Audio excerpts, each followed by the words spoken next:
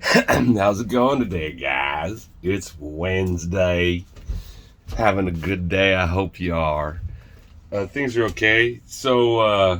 Yeah, BT is still making promises about the redemption and raffles contract he's going to use to help get Elephant back to Trunk back to Peg. It's fun to listen to. It's amazing. You know, they're saying he's no good at marketing, but if you look at the price of both Elephant and Trunk, if you ask me, him sitting back, writing the words that he does and being very limited in his presence, it's the best marketing that could be going on if you look around. The Reservoir contract isn't helping. It's helping Drip from fucking not falling through the floor like it has been, but it's not going up. Or it doesn't look like it is. More coming out than coming in. That's what it's all about in this space, you guys. Need new users. So yesterday, I went to a Helium meetup. Yesterday evening. And I thought I'd be the man, because I got like 5 miners. Whoa. 5 miners, right? I got 5 miners, and I'm proud of myself because they're earning above average. At least 3 of them, on average.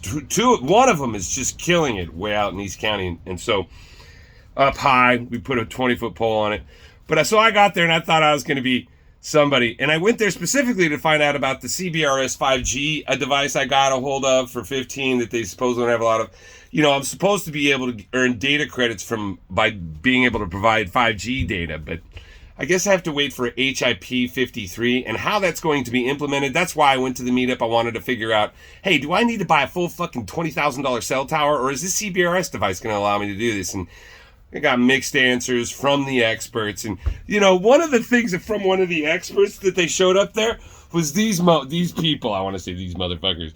But they gave me, it was so fucking ironic. I got a t-shirt from these fucking guys. Parlay Labs, dude. They were the ones who were going to distribute the fucking Nebra miners that never came. Oh my God, it was so bad. Yeah, and the whole meetup, dude, the experience was truly enlightening. I cannot deny that I'm really grateful for the experience and the enlightenment and the opportunity to open my stupid fucking mouth. So I get that, so Nebra, they never got them delivered, and Parlay fucked over a lot. It took me 8 months to get my money back. I bought 6 months later. I was like, fuck this shit, give me my money back. And it took them another 3-4 months to give me my money back, and I had to be adamant about it. But they gave it back. So I guess that's good, They save face in that regard, and they're doing other things, and they're in Helium. And so was every motherfucker at that fucking event. I could not believe it, dude. Fucking dudes in there. Oh, I got 20 of them. Motherfucker's got fucking 200 of them out in fucking Jersey he's showing me off. He's got whole teams of people installing these gosh darn things. And I don't know how they're doing it now I had some guy that got, just 3 months ago, he deployed 20. Another motherfucker, he was showing me pictures of fucking, I'm next to Mexico, Tijuana, right? And he's, there's a lot of business that happens across the border. This dude, he, in Mexico, things get done a certain way. He was paying motherfuckers like $40 to go on top of cell towers that the major providers use down in Mexico. And he literally was had motherfuckers climbing to the top of these fucking towers that were, dude, and if you know anything about helium, you get your antenna in the air. It's like, Dickie, you fucking little tape measure don't fucking count nothing to how fucking physically high these goddamn fucking guys were sticking these. And guys in fucking full on rig, and he's sticking a helium miner on the top of a fucking cell tower, 100 feet in the air, and he was paying him $40. Welcome to the world of crypto. I thought that was so fucking cool.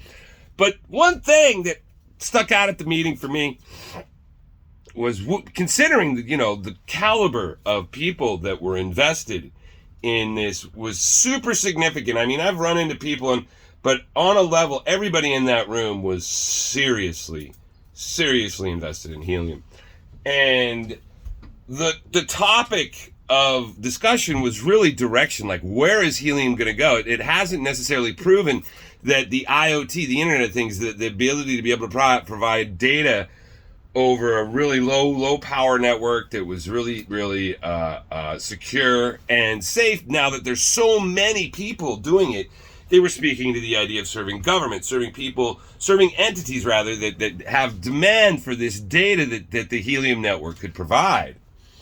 And all they talk about, like, agriculture. We're going to get into agriculture because that's a huge market. Or as a matter of fact, you can get your own sensor and fucking start earning data credits with your own sensor. But it's really hard to use. And that was one of Parlay's tips. They were trying to make it super easy for you to be able to take these sensors and activate them and start earning helium by doing IoT or geolocation shit. So, and then temperature for like farming and all that stuff. But all of them, one thing consensus between all of them was they were speaking to fucking going to some huge conglomerate.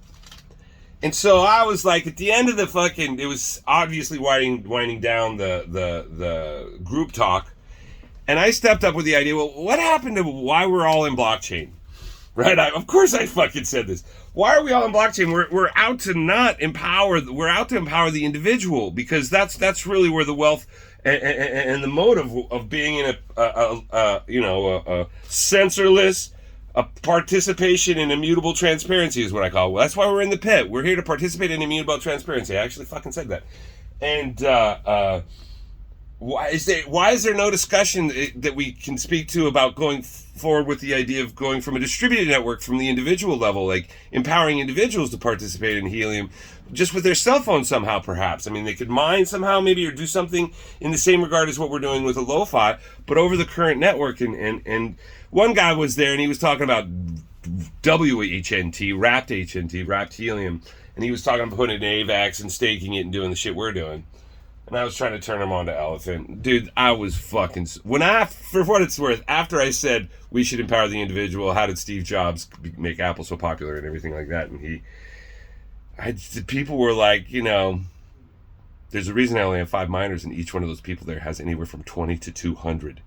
20 to 200 Helium miners. That means 20 to 200 people that are like, yeah, put that fucking little box with the antenna on the top of whatever building I have.